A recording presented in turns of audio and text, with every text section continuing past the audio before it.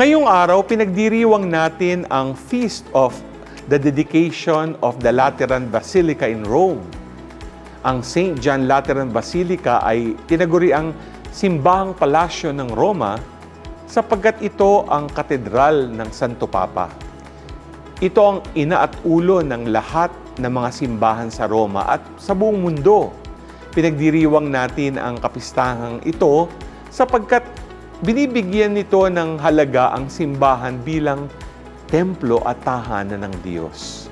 Pinapaalala sa atin na ang isang simbahang dinedicate ay nagiging sagrado at banal. What is holy is set apart, and a church dedicated is set apart for the worship and service for God.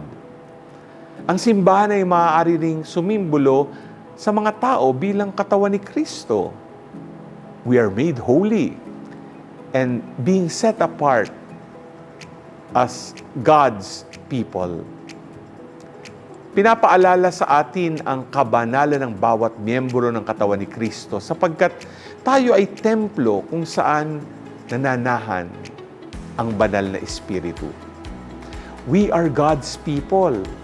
Narinig natin sa Ebanghelyo kung paano nagalit si Jesus dahil sa pag-desecrate ng mga tao sa templo for making it a marketplace. Gayun din naman, pinapaalalahanan tayo ng turo ng simbahan sa pag-desecrate natin sa mga karapatang pantao. Nade-desecrate ito kapag nilalapastangan natin ang ating kapwa. Ikaw, handa ka bang tratuhin ng may dignidad at respeto ang bawat miyembro ng katawan ni Kristo? G ka ba?